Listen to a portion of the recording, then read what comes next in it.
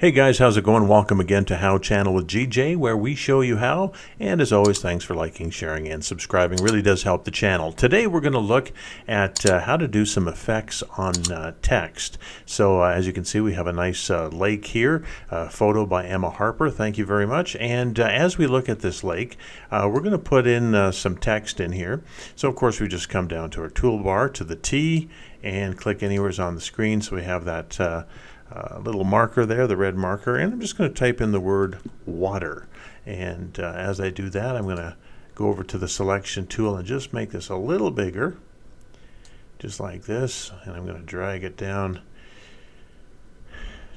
to about here, maybe make it a little bit bigger. And what I want to have is, on this particular one, I want to have the word water where half of it is in the horizon and half of it is over top of the water. Okay, and just to make sure that does come out a little bit more, I'm just going to go to effects here, and I'm just going to type in the word drop so I can have a drop shadow. Left click that, drag it down over my text line, and then when I go into effects controls, then there's my drop shadow effect right there, and I can just increase that a little bit by playing with the direction and probably more the distance. There we go. Just so it pops out a bit more, I'm going to make it just the opacity just a little bit more there so we can see it. So half of the word water is over the sky, and over half of it is over the water. Now, of course, the effect that I want to put together for this one is I want to make the water part here look as though it's rippling. So what I'm going to do is go back up to effects here. Just going to click out of this search here. And I'm just going to go down into Video Effects, down to Distort, and that takes me on the drop-down menu down to Wave Warp. Wave Warp. Left-click that, drag that over top of the water, and there you can see it's already started to squiggle a little bit.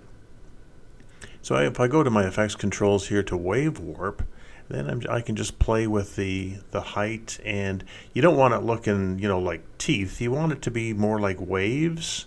So what I'm going to do is I'm going to go down here and I'm going to do the direction a little bit here. There, that's a little bit better. It's a little more wavy, like not just so sawtooth, right?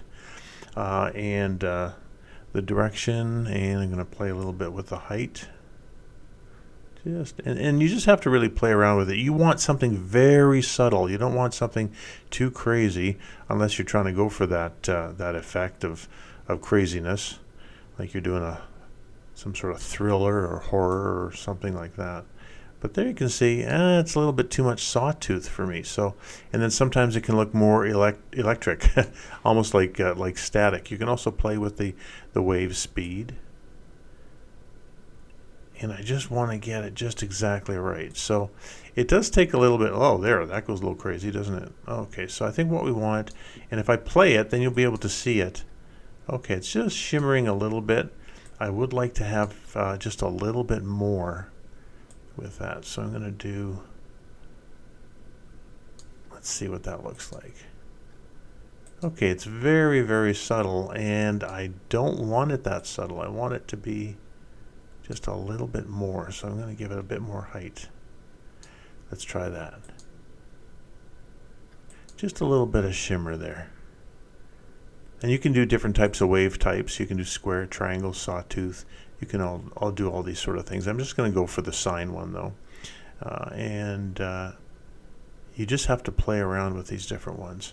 And the wave width here, I'm going to bring that down a little bit. All right, let's take a look at that.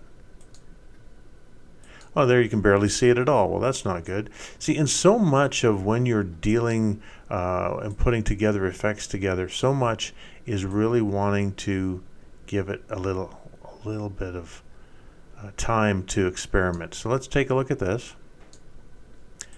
Oh, there, that looks like a little bit more like water, doesn't it? But I only want the ripple here at the bottom half over the lake. I don't want it over the sky. So how do I do that? Well, one way to do that, of course, is to go over to your wave warp and to the masking feature. And I'm just going to click on this rectangle here. Pops right up here. And then all you do is you drag these things here like rubber bands, the corners, to the halfway mark right there where we have the horizon. We're going to drag this down like that so that it's covering the bottom half of the word water, and this one again right over there.